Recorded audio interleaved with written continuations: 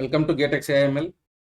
We will see the Bayesian overview of linear discriminant analysis. In the previous video, understood the Fisher linear discriminant analysis. Now, how can we solve the same problem using the Bayesian overview? Okay.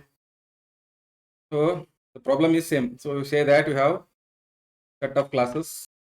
Okay, these are say different classes. Data are given.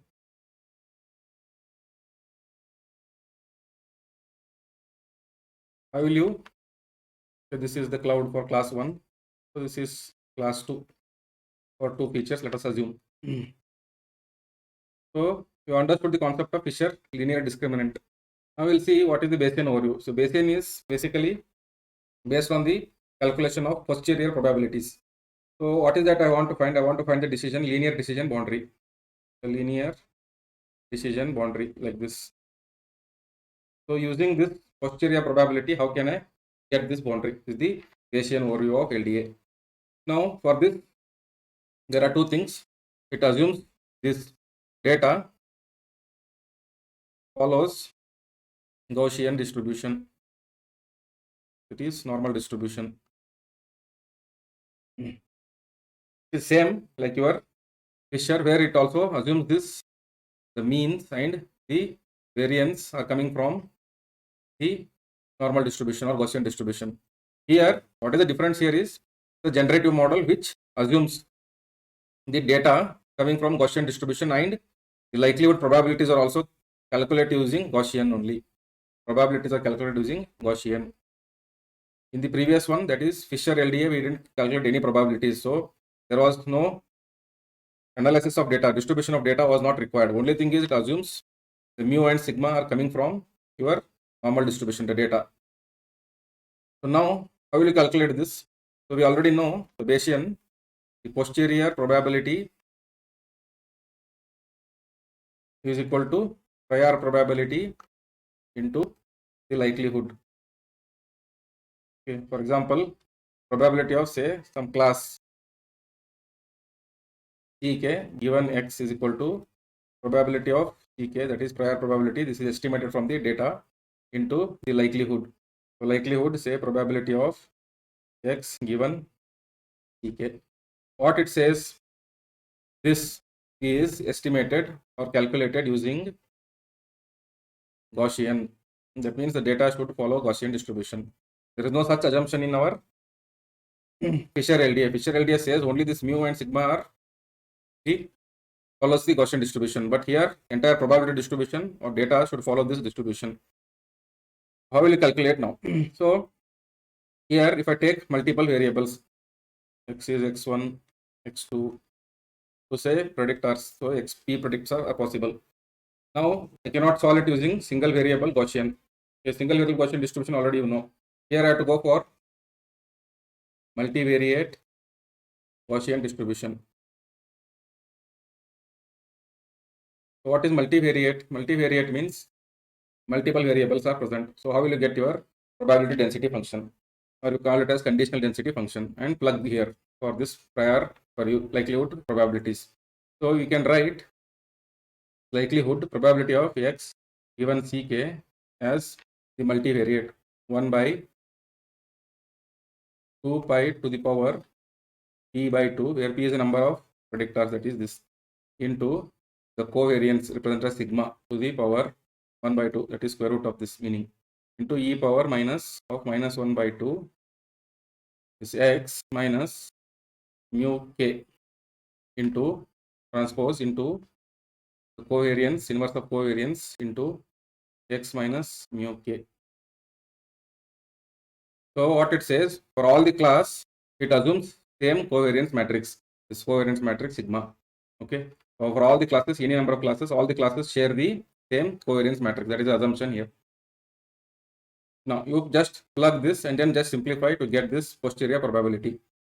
So let us calculate probability of Ck given x is equal to, let us for notation, short notation like probability of Ck, that is prior probability, let us indicate it as pi k. Okay.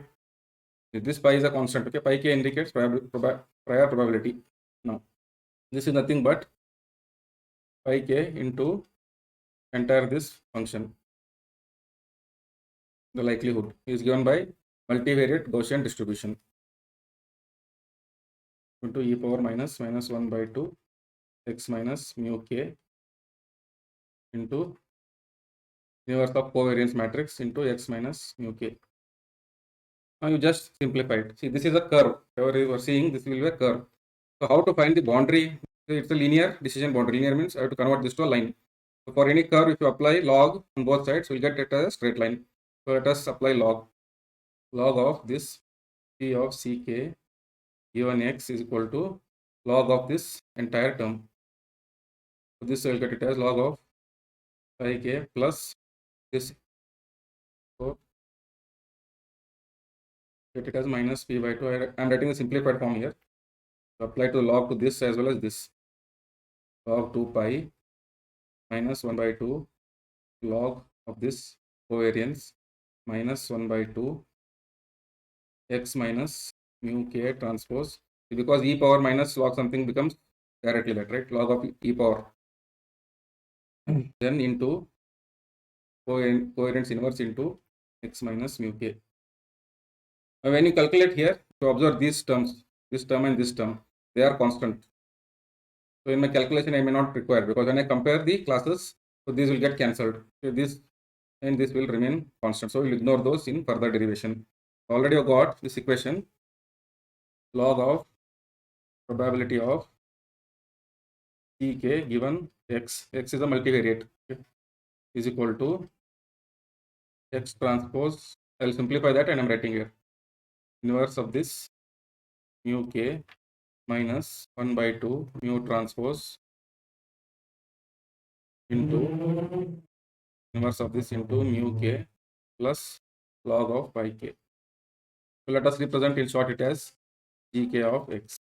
So whatever you got it here, this is the Bayesian or posterior probability value for comparison.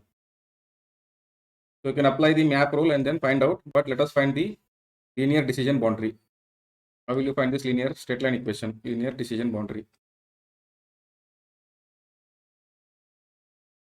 For simplicity, let us take only two classes, say g1 of x is equal to g2 of x.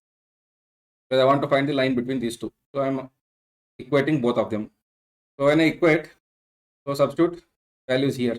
What I will get, I substitute and simplify this, I will get it as x transpose into covariance mu1 minus mu2. What I am saying is k equal to 1 and k equal to 2. Then take the difference. So this is nothing but equal to 0 now if I take this side. So this is equal to, on the right hand side you will get 1 by 2 mu1 transpose into covariance, inverse of covariance into mu1 minus mu2 transpose into covariance inverse into mu2 plus this log terms. There will be log pi 1 divided by pi 2. That is prior probability 1, prior probability 2. So this is actually the decision boundary. How will you get this decision boundary? See, this is nothing but I can write it as x transpose into w. Let us say w. Where w is equal to inverse of covariance into mu1 minus mu2. If you remember, we wrote our LDA using Fisher like this only. We wrote it as w equal pi equal to w transpose x. Okay. So here it is x transpose into w is equal to, say this entire value is p. This is nothing but a decision boundary line, linear line equation, linear decision boundary. So for two classes we have found. So for multiple classes we get multiple equations of lines. Then you can solve them. Okay. So both reduces to same thing only. There we calculated Fisher LDA like this. Here it is Bayesian overview. So same thing, same applies. Okay, that is the concept. Now what are the assumptions here? So you already seen that the likelihood, this is the likelihood probability, is assumed to be Gaussian. The data should follow the Gaussian distribution for all the classes, for the k classes. And also all classes share identical covariance matrix represented as sigma. The priors pi k are known or estimated from sample proportion. How will you calculate the prior probabilities? Okay. This is calculated from the data. We estimate it from the data or samples. The decision boundaries are linear in x. Whatever I found is the straight line equation. So it's linear in terms of boundaries. So let us take an example. So they are given the mu1 vector and mu2 vector, and then covariance is identity 2 cross 2. And prior probabilities are given. They are asking us to find the decision boundary. So decision boundary is a straight line. So that is what we got using Bayesian overview. X transpose into W is equal to B. So we already know W and B. So how will you find the boundary line? So GK of X is equal to G2 of X. So if you solve this, how will you get the boundary? You will get it as X transpose into covariance mu1 minus mu2. This is equal to 1 by 2 mu1 transpose into mu1, sorry, inverse mu1, then minus mu2 transpose into inverse of this into mu2. This is the straight line equation. So now we know this is nothing but x1, x2.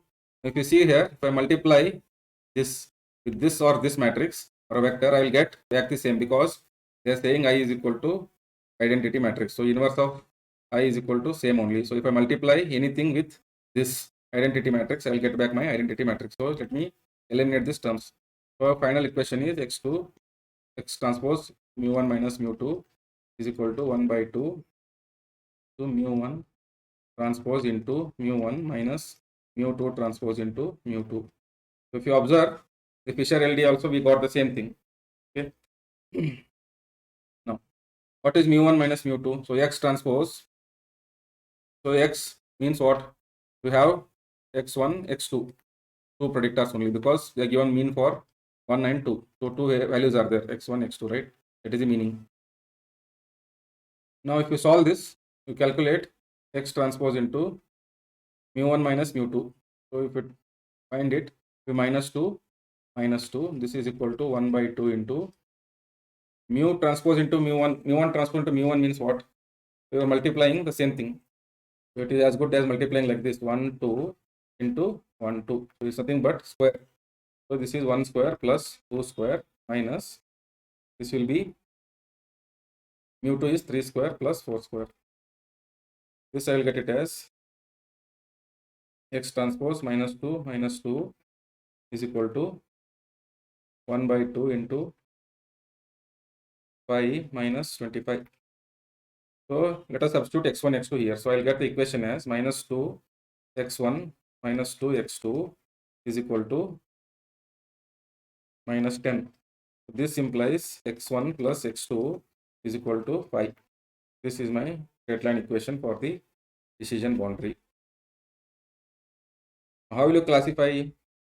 If x1 plus x2 is greater than 5, the region that belongs above x1 plus x2 greater than 5 means above that is, what it means is, if this is the case and this is, say, the line x1 plus x2 greater than 5. So this area belongs to class 2, this area belongs to class 1. Any point belonging here will be classified as class 1. Anything belonging here will be classified as class 2. This is class 2. If it is, or else it is, if it is less than or equal to 5, then it is classified as class 1. We'll solve many problems in the next video on the same concept. Thank you for watching. Please like, subscribe.